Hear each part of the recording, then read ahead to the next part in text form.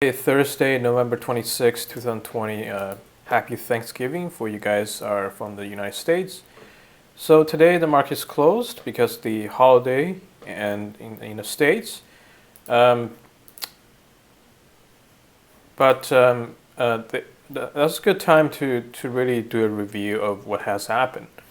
Um, on the I haven't made a video in the last couple of days. Um, Actually, last almost more than a week. The reason is I've been really busy with my investment. Actually, two of my stocks, I I kind of hit a jackpot the day before. Actually, yesterday I hit a huge jackpot. When my holding is FSR has gone up like I don't know 37%. The other one my heavy holding is Work. It went up like 37%. So these two probably the two biggest gainers in the entire stock market yesterday. They were in my portfolio. Okay, they were two very concentrated positions in my portfolio, and my portfolio itself actually went up like 30% in a day, which is quite good. And so let's just take a look at these stocks and see where we can figure it out where they're supposed to go. I think this for Slack. For Slack, I've been holding this for a long time. I've been holding since $27. I bought a little bit here. I mean, it's just hovering around. I thought that was dead money in my portfolio because I start buying around 27, 29, and my average was so at some points I was actually in the red for a long time, and I thought this thing is kind of dead money until next year, where if this thing just keep going down and probably hit a new low and then probably gonna bounce. I believe in this company. I use Slack every day. It's a great product. And I think this company is just very valuable and is undervalued by the market, especially compared to the company like Zoom or some other social companies, right? And it turns out, some other company like Salesforce is thinking the same way, right? Salesforce saw this probably a undervalued stock. It hasn't really gone up by a lot. They are not going to be paying a huge premium if they just buy it outright. It turns out they and CRM Salesforce has actually gone up a lot since the pandemic compared to Slack. Slack, stock price has actually, before yesterday it was almost the same price as it actually lower than its IPO price, right? So it's actually a good deal for Salesforce to just do a stock swap in their deal. I think that's what's going to happen. They're going to be probably not be paying cash for this particular deal. They're going to be paying a stock swap. So basically, a Slack stock's going to be converted to the comparable Salesforce shares, and so that's probably what's going to happen. I think this deal is going to go through right now. It's not finalized yet, but I think this rumor that's going on is a rumor, of course, but I think it's really close to what's happening. I think by the next week, the deal is going to be officially announced. So how we gonna trade this is actually pretty simple. Like one thing we can refer to is that I actually went through this Fitbit deal previously. I owned like tiny bit of Fitbit shares back then, and it was just basically doing nothing. And one day Google decided to buy Fitbit, and the stock basically jumped overnight. And what happened was, if we put this in a kind of 4-hour time frame, we can see exactly how it happened. So let me just go back and take a look at history.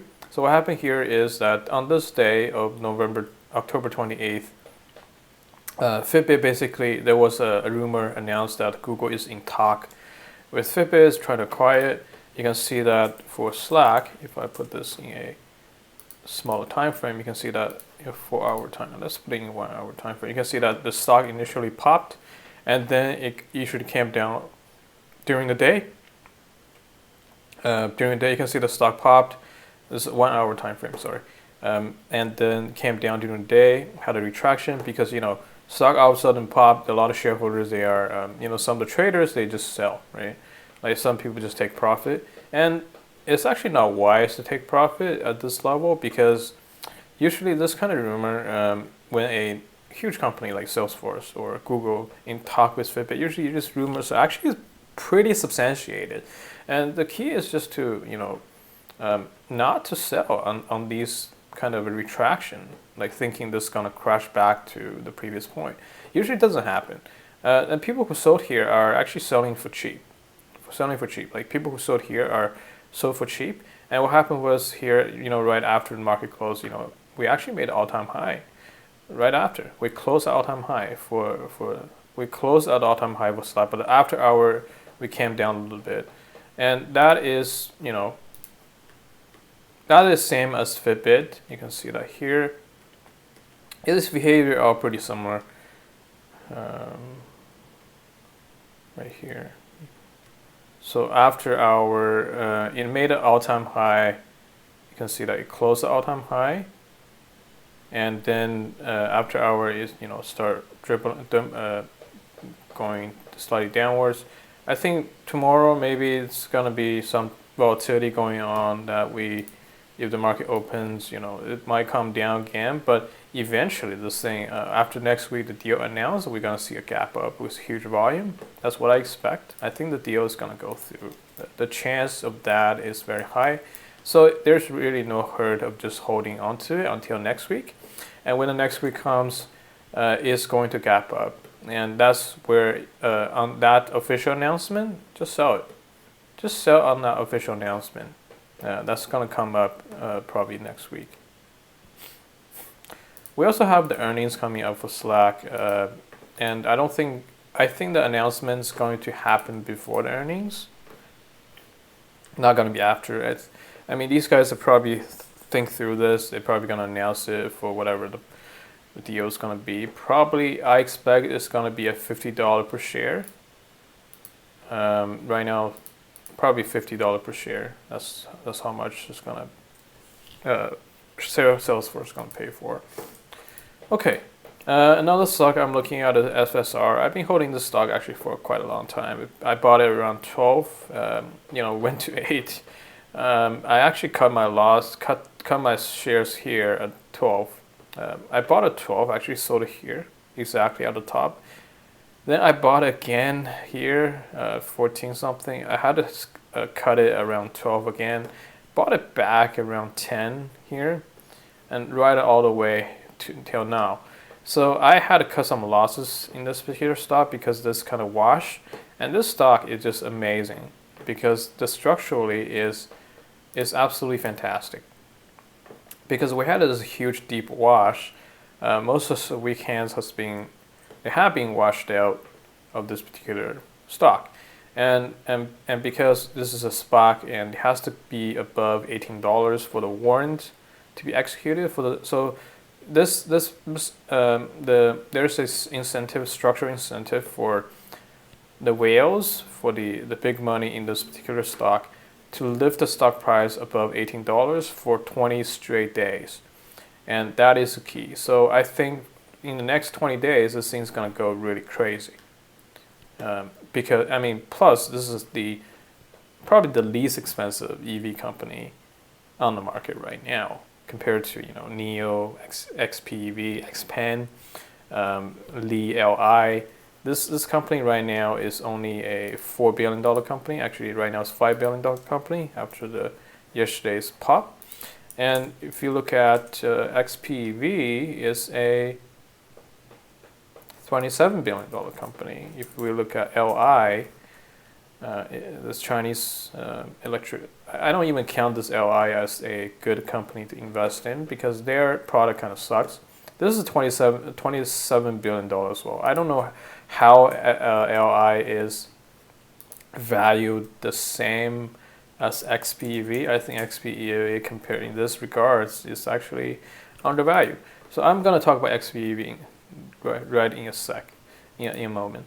And so FSR absolutely, you could argue that FSR doesn't have factories that hasn't really produced, a single car yet compared to LI, XPEV, but again, right now everything is in a bubble. We are trading on speculation. We are speculating. We're not investing at the moment, and these ones are going to pop because there's so much interest in the market right now.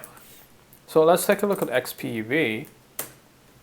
So XPEV is literally going parabolic, and I've only seen these kind of huge moves in such short period of time for such a large market cap company, right? This company is a $27 billion company, $28 billion company almost. That is not a $100 million market cap company in the biotech sector, right?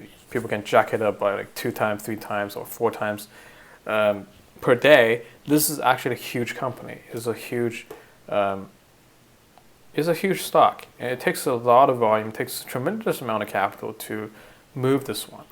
And you can see that here, the volume on a daily basis is about 100 million. That is insane. 100 million volume on daily basis, and there's just tremendous amount of liquidity. Another thing about this particular ticker is that is able to move so fast in such a short period of time because there is still a lockup period for XPEV. The lockup period is going to expire next year. I think it is next February, and you can check yourself. So next February, the lockup period is going to be expired. So right now, the XPEV, the entire shares outstanding, not all the shares are tradable, right? You know, for this company, a lot of shares are being held by the insiders, the CEO, the founders. Right now, they cannot sell their shares until February next year. So what happened is the actual float, the amount of shares that's being traded on the market right now is only about 12% to 15% of the entire shares outstanding, which means the supply is actually limited before the lockup period expires next year. And lockup period is going to expire February next year. So I don't expect this. I don't expect the stocks to be able to hold at the higher level after February. But before this, we still have a couple months, right? We only right now is November 26, 2020, and that just tells me that there's still a lot of room for the big money and the whales to move this thing to an even higher level. And right now, if you look at this, in the last how many days? Last 26 days, it has already gone up by 300%. And I know I might sound crazy. When I see this kind of move, a 30-day 300% on such a large market cap company, I know the momentum is there. And this momentum is not going to go away until this shares hit a extreme level. That has happened historically for a lot of other companies. And I believe this is going to happen to XPEV. So right now, if we do have another pullback, go to under 60, I think that is a very low risk entry point to enter more of your shares. I got in around 30. Unfortunately, I didn't really buy at the bottom. I got in around 30, added more around 45-ish, yeah, around here. And I am looking to add more around 60 when it goes under 60, probably as soon as tomorrow when the market opens. If we do get another dip, XPEV is definitely something you should. I mean, not definitely. I mean, it's very risky. Obviously, this thing could fall apart anytime. But I think the momentum's there. Absolutely a good stock to trade. And where do I expect this price to be? I mean, it's going to the moon, in my opinion. So I expect this thing to reach maybe like by mid-December or late December. It's going to be a $200 to $300 stock. That's because we're going parabolic. Right now, you're looking at this. I'm drawing a straight line because I'm using a logarithmic chart. So if I turn this off, you can see that we're going parabolic. And I think what's going to happen is we are going to have a move like, maybe this came down and keep going up to like 200. I think the last move is going to be very ferocious. In only a couple of days, we can see the stock to double from like 100 level to 200 or even 300 level by December mid-December to beginning of January, and that move is probably going to come up very soon. Come up in a very high probability manner. Okay, so that is XPEV. Regarding to, let's take a look at cryptocurrency market right now. And I've been a big cryptocurrency holder, right? And I made a wrong prediction. I thought that we are going to consolidate here. We won't be able to penetrate the resistance. So I actually have my shorts here. I was shorting. I had my short position. I bought my shorts here. I bought my shorts here. But eventually, what happened was on that day, let me just remove this. On the November 17th, there was a slight, you can see that it actually popped here, then came down for briefly, then eventually broke out. So when it popped here, actually it hit my stop loss, and I got basically cut off from the market, right? I hit my stop loss. I had to cover. Automatically covered all my shorts. So I took a small loss actually because my stop was really tight, just slightly above this level, and I got stopped out. And then after I got stopped out, I never entered my shorts. So then it ran all the way up here. And what happened was I actually loaded more shorts here. How did I found this was the top? Was because of countdown. So Launchpad. So I thought this countdown, ironically, was a countdown to crash because this is providing artificial demand for Ethereum. As soon as everyone's staked, they put their in, they're gonna be locked up for 2 years. The market's gonna come down. So I basically used this countdown, Ethereum countdown, to time the potential top here. So I put a stop around 620, I think it was really tight, 624. And then I basically entered my shorts around 619 and 609, I remember that. And then now it actually came down. Exactly how I expected it to happen. I'm pretty happy about this particular trade. One thing that right now the market it bounced a little bit back. You can see that here 624 or 524. I am not covering. I'm definitely not covering. I'm holding this all the way until this particular level. I expect this thing to move to under 400, and that would be a nice 40% gain. So if we do get a stronger bounce, I'm actually thinking about adding more to my short position. Which I think is unlikely that this thing's going to bounce back all the way to 581 or even make a new high. I think this thing is broken. It's already broken. And I think it's going to, this particular bounce is just like a dead cat bounce, probably going to roll over again. Eventually it's going to come down to 373, which is this level. I think this particular level is a level of interest to cover my shorts. It's right here. So I am going to cover around 373 or under 400 basically. And okay, so that's my view of Ethereum. I think it's going to continue to go down. And so everything go rip. I would recommend a short every rip from this point on for Ethereum.